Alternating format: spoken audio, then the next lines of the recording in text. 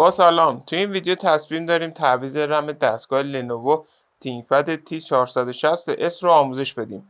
برای این کار دستگاه باید خاموش باشه و باتری رو از دستگاه خارج کنیم. در صورتی که باتری رو دستگاه باشه برق داخل مادربرد وجود داره و ممکنه به دستگاه آسیب برسونه. خب برای این کار دستگاهمون رو برمیگردونیم و شروع میکنیم به باز کردن پیچای قاب کف دستگاهمون.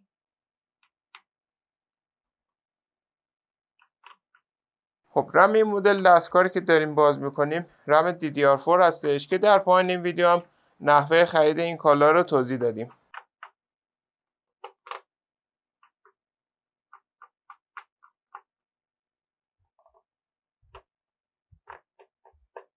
خب بعد باز کردن پیچا با استفاده از ابزار شروع میکنیم به باز کردن قاب کف دستگاه.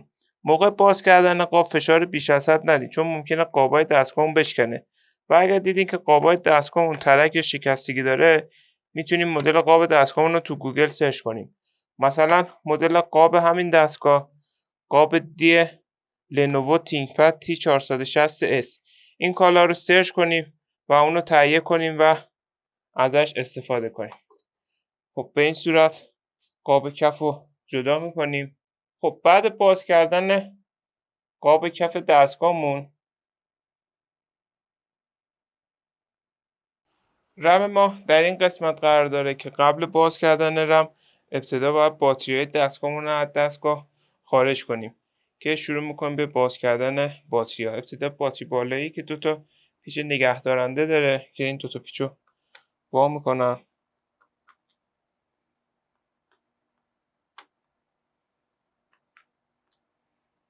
بعد باز کردن باتری رو از دستگاه خارج میکنم به این صورت و باتری پایینی که سه تا پیچ نگهدارنده داره و شروع میکنیم به باز کردن این سه تا پیچ.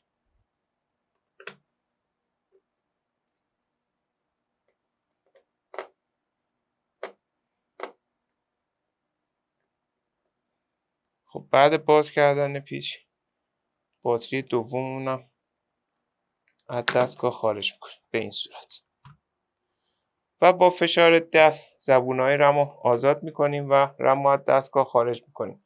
برای جا زدن دوباره رم اونو داخل شیار قرار میدیم و اونو به سمت پایین فشار میدیم. ما الان میتونیم رم جدیدمون رو جایگزین کنیم. حالا برای آشنایی با نحوه خرید این کالا به ادامه ویدیومون توجه کنید. برای خرید این کالا میتونید به آدرس www.iranfso.com مراجعه کنید و یا عبارت کامپیوتر افق رو به صورت فارسی در مرورگرتون جستجو کنید. بعد این کالا رو خریداری کنید.